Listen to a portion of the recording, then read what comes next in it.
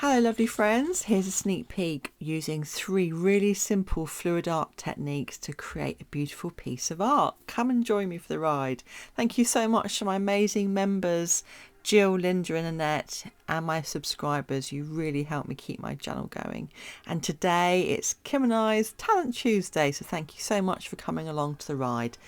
I've got 3 easy fluid art techniques in one painting. How am I going to do it?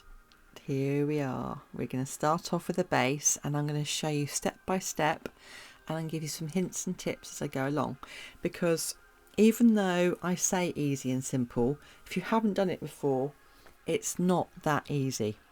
So I'll show you the fluidity and what I do and how I mix my paints really quickly to begin with. Okay, so I've got my iridescent colours. That's the iridescent green yellow. That's my fluorescent yellow.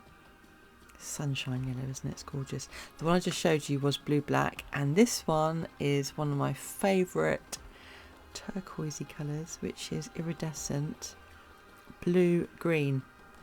Now what I'm doing here is I'm adding a little bit more water to the green and the blue because it's a touch less fluid, and I want them all to be the same. So I do a little drip test, and once I'm happy that they all have the same fluidity, I can start my piece of art. So what I do is I put 1 drip of each of the paints on a tile and watch how fast they drip down the tile. Right, so these are the 3 techniques I'm using today. The flip cup, which is where you pour paint and layer it in the chambers, and you pour. The open cup, or the travelling cup, and the flip cup. So I'm going to show you the techniques as I go along, and I'd love to know what you think of these techniques and whether you think they're easy, whether you've tried them before, and how you'd use them. I've never used these 3 in one painting, and I'm doing it for demonstration purposes, so wish me luck and let's see how it goes. So I'm putting my black base down, and now I'm in a lot of trouble with 2 wonderful friends on our community. The first one is Gert from Gert Creates, and the other one is Lula from Nerd Goblin Art. Go and check out their channels. They are amazing artists because they've gone to the works and they're buying fluid art paints. Oh dear. Woohoo! So good luck with that. It's going to be amazing once you start. It's so addictive. So this particular black paint is the one that I was suggesting, and its fluidity is amazing. I've had lots of people ask, do I use house paint? I don't anymore, because I've found that the black and the white and the other colours make amazing base paints, and you just add water. You don't have to do this, but I add 20% Liquitex pouring medium. I find it works and helps the flow amazing. It's really worth it, and it lasts for ages. Okay, so this is my first cup, and you can see how I'm layering it. You can layer it how you like. I just like watching as the paint goes into the middle, and sometimes I do a bit of a squiggle, but it really doesn't matter how you mix it at this point because it comes out differently anyway. Every time you do it. See, I did a squiggle with the green. So I was watching an artist do some fluid art the other day, and oh my goodness, they were dipping things in it and creating so many patterns. So keep watching for that, because I'm going to be experimenting more. So there's the flip cup. You put the cocktail stick in the bottom and you pierce it, and then you very slowly move it along. You can take it off really fast, or you can travel it along. Now this is the similarity between the flip cup and the open cup or travelling cup, which I'm going to show you next. So it looks to me a bit like an eel or a sea creature. What do you think? Or a worm. So that's my first pattern, and in this mixture I've got 1 drop of silicone in the blue and the green, but don't forget I use such a tiny amount that 1 drop becomes minuscule. So it's so powerful, so be really careful when you use silicone oil. every time I paint, whether it's spray paint or acrylics or alcohol inks, whatever I'm doing, I always wear gloves. I don't wear a mask for acrylic paint because it's non-toxic. But if you're using it for the first time, you might want to do it. It does get quite messy. Okay, so I've just used my heat gun, and you can see the cells popping up. Just look at that. That's one of the things I love about using silicone. They create really big cells, and when you've activated it with the heat from the gun or the blowtorch, and then you spread it, it makes the cells even bigger.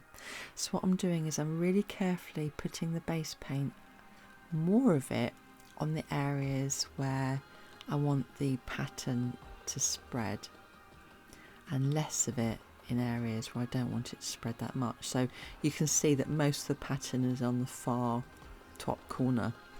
So let's see how it turns out. So what happened here was I stretched it and I span it, and I used the other two techniques. So I'm so sorry for this part of the video. I've stopped it to take a picture. I forgot to restart the video. So I'm going to show you again now and add another flip cup and another split cup, which is this one here. And so I'm putting the tiniest amount of paint. I put twice this amount for the other two, which I'll point out in a minute. I'm layering it with yellow, and you can see green, and I put a little bit of blue in as well.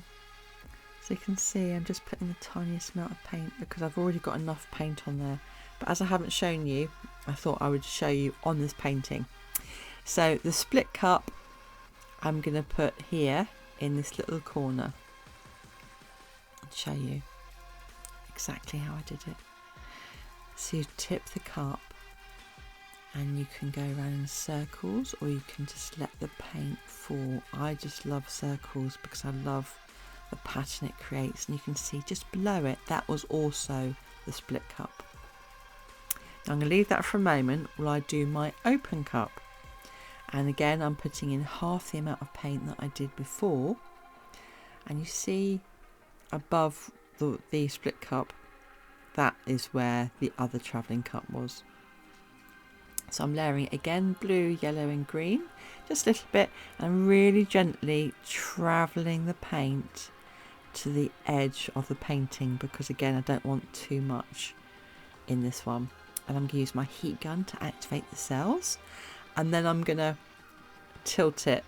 And the danger of doing it now is that I'm going to run off some of the other paint, but it won't run too much because I've already stretched the paint, and so it will have a minimal stretch in those areas, and these areas will stretch a little bit. But this wasn't going to be a painting for anybody, it's more of a demonstration, but it actually turned out really amazingly. I love it.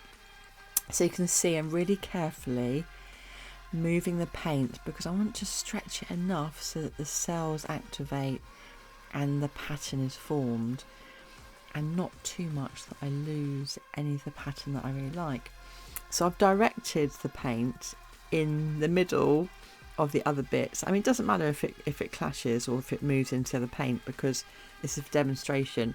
And it's quite nice when you're doing a painting just to think of it as no pressure. It's always when I end up just doing it for fun that I get the best results. So I always try and approach my paintings with that attitude. How about you? Do you pressurise yourself when you paint? I get really lost in the moment and I absolutely love it. And that's the reason why I started my YouTube channel, because I wanted to record what I was doing, because I would completely lose myself when I'm doing a painting. And afterwards I was thinking, how did I do that? So I'm really glad that I recorded it, and I'm really loving how this is turning out. So I'm going to play with my palette knife for a bit, and I'll come back towards the end with the wet and the dried results will be on the thumbnail.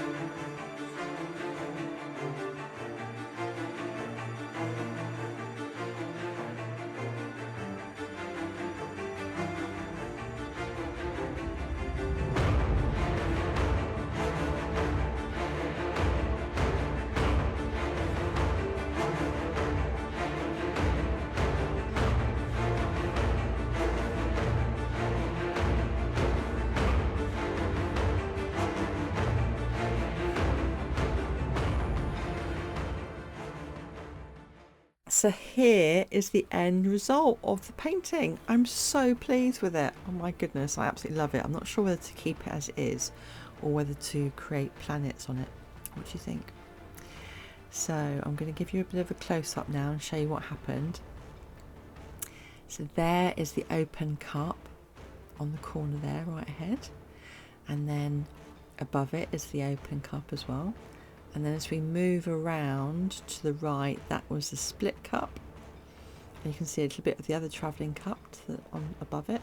And then to the right and down, that also is the split cup. So you can see they've got quite similar effects. And don't forget, because I've added silicone, the split cup has a different outcome. I love silicone in the open cup and in the flip cup, but I'm not as keen as the silicone in the split cup. I think split cup needs its own canvas. So thank you so much for being here today. Please pop across to my amazing friend Kim's channel now and see what she's created. I'll put her link in the comments and description. Thank you so much for being here. Keep shining, and don't forget that your art is a precious piece of you. Let me know what you think in the comments below. I hope to see you again soon. Take care. Bye.